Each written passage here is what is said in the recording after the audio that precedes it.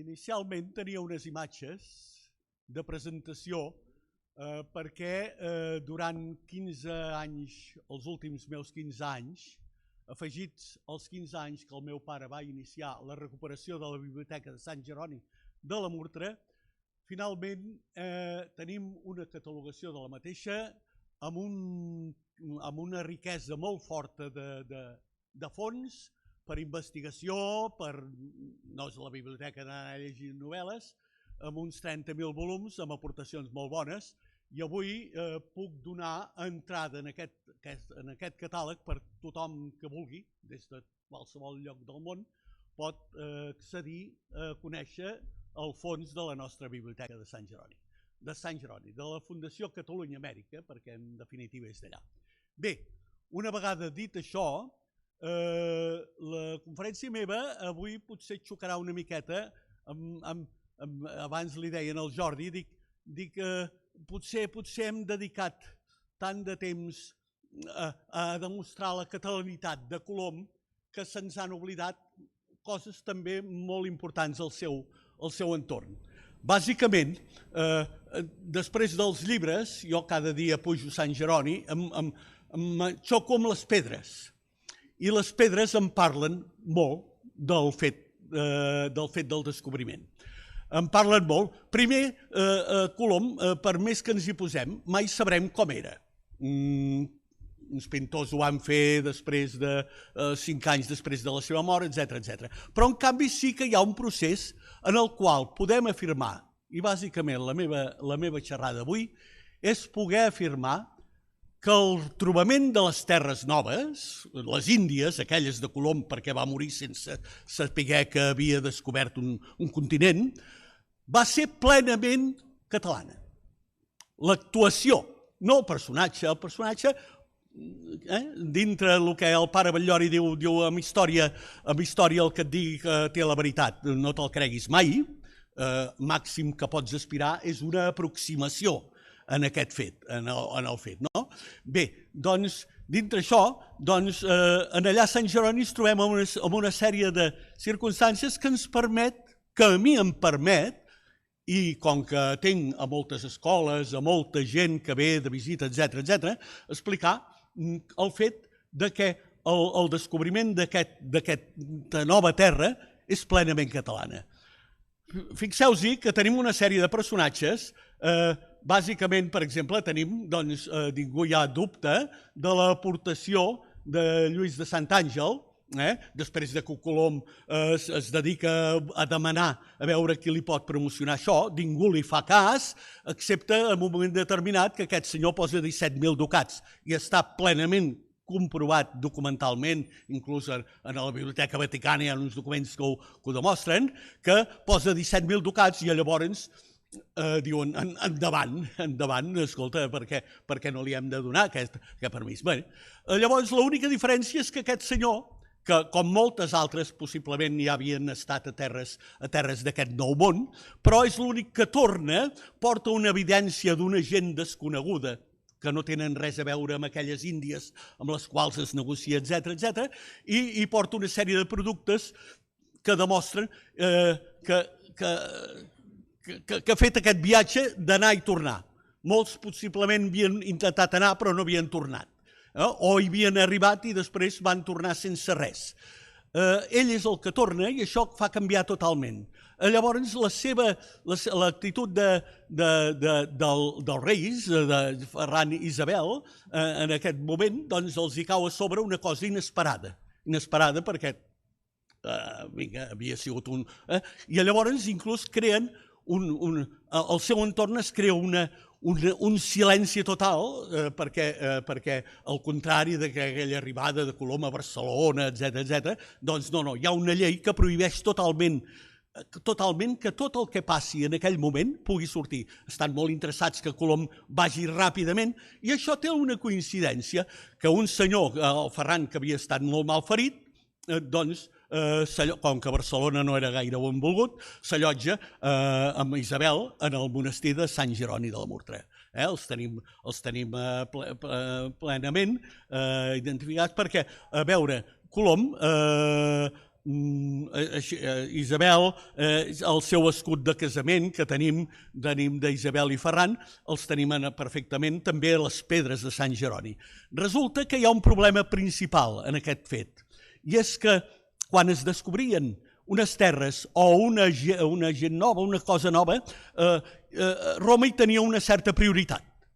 La titularitat d'allò que es descobria havia de ser demanada. Per tant, l'únic que passa que en aquest cas, com que tenim un papa català a Roma, que d'alguna manera en Ferran ja tenia una certa d'allò, es demana ràpidament unes butlles, unes prebutlles, que hi ha algú que està estudiant si van sortir de Sant Jeroni de la Catedral de Barcelona, que concedís allò que es troba, perquè, esclar, i llavors què fa Roma? Roma, doncs, molt bé, ho concedeix.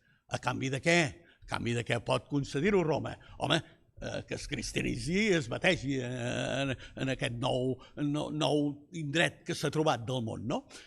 Bé, això s'obté perquè Colom diu que si no es fa una ràtzia ràpidament per tornar en aquesta terra, haurà de passar un any abans no puguin anar-hi per qüestions marítimes, etc., que ell ja coneix. Bé, això comporta que es dona aquest permís i s'organitza un segon viatge ràpidament amb 1.700 gent, però que fixeu-vos que la base d'aquest segon viatge està plena de gent de dintre de Catalunya del Coronador. Per exemple, el primer militar, Pere Margarit, és el cap militar de l'expedició, el que crea el primer assentament militar en el Nou Món, etc. També Jaume Ferrer de Blanes. Jaume Ferrer de Blanes és el primer cartògraf que d'alguna manera hi entén. De fet, Colom ja traça unes línies de les terres que d'això, però és el primer cartògraf. També tenim el pare Boïl. El pare Boïl, que és exermità de Montserrat, que hi va en representació de Roma. És el primer que diu una missa a les noves terres, no? I entre tots ells, doncs, tenim un tal Ballester, que hi porta la canya de sucre a Cuba. Cuba deixa anar la producció de cafè perquè resulta que la canya de sucre és el que li dona la riquesa. Bé, contra Brasil no pot fer-hi res i tira endavant la canya de sucre, que és el que ha donat el sistema de vida. Però fixeu-vos que el 1502 a Sant Jeroni tenim una manifestació concreta. Davant la prohibició de que els monjos no puguin treure res del que estan vivint a Sant Jeroni, al mig d'un gran claustre hi ha una font monumental. Una font monumental que se li han donat moltes interpretacions de si els que es salven del diluvi, etc. Nosaltres ho tenim molt clar. Aquesta font monumental, vista des de dalt, ens dona que és una perfecta rosa dels vents. És una perfecta rosa dels vents, molt ben orientada, que a la seva base, a veure si ho veiem, ara no em sortirà això, aquí. A la seva base d'aquesta font hi ha una creu, no sé si la queda, una creu que, de fet, només la té a la columna de Ferran. Els monjos atorguen el descobriment i tot el fet de l'aventura del Nou Món a Ferran. D'alguna manera tenim el que la financia, és un català, Lluís de Sant Àngel, que és, a veure, la financia, ho fa perquè és un jueu que amb això sap que s'estalvia que la Inquisició el pugui, allò que en deien la neteja de sang, no? Que d'alguna manera després ho recupera sense interessos, etc. Però d'alguna manera se salva dels tribunals de la Inquisició. Bé, doncs els monjos li atorguen el fet del descobriment d'aquesta terra i fixa't que aquesta font és del 2 o 3 anys abans de la mort de Colom, que després del cop d'estat que rep a través del judici d'en Bobadilla, perd tots aquells drets que li havien concedit a Santa Fe, que hagués fet que aquest home hagués sigut el més poderós del món, i el més ric del món, més que la pròpia monarquia. Per això es crea aquest cop d'estat que li prenen tot, etc i ho vesteixen del cal Colom. En queden 2 minuts. Bé, doncs, en definitiva, això és una demostració de que els 2 primers viatges són plenament catalans. Però llavors succeeix que les butlles alexandrines estableixen unes línies. Roma té un compromís amb Portugal, que li havia traçat ja unes línies, i llavors estableix unes línies amb Castella. I a partir d'aquí què fa Castella? S'apropia totalment del fet del descobriment. A base de què? Mira, el 1503 fa un monopoli d'aquest descobriment creant la Casa de Contractació d'Índies a Sevilla, a través del qual, en mans de la Inquisició, controlaven tot el que anés i tornés de les Índies. El 1519 es crea el Real Consejo de Índies, govern de les Índies. Fins al 19, això de les Índies es veu que no hi ha qui ho controli, però veuen la necessitat de crear aquest Consell de les Índies, de controlar tot això, sempre sota el regnat de Castella. Fins i tot el 1543 es crea el Consolat dels Mercaders de Sevilla, control dels negocis, control de tot el que vingui al negoci de Castella en mans de Castella. Doncs, què passa? Després seria molt llarg d'explicar que els catalans, en lloc d'anar per Andalusia i per Sevilla, ens en anem per Anglaterra i d'allò per accedir al Nou Món i fer els negocis, etc. Seria molt llarg d'explicar.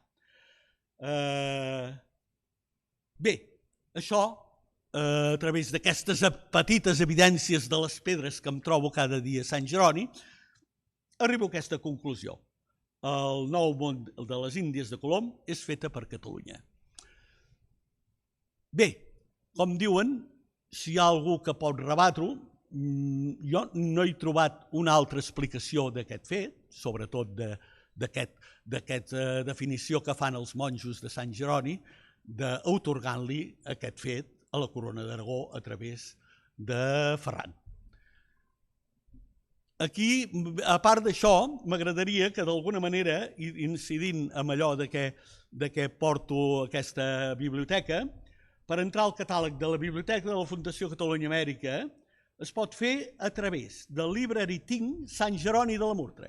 Library Think és un programa molt extens, molt bo per accedir a tota la nostra catalogació, i només entrant així s'hi pot accedir i ja trobareu el sistema a través de posar títols o temes o autors o títols de llibres, tot el que teniu al vostre abast sempre que vulgueu.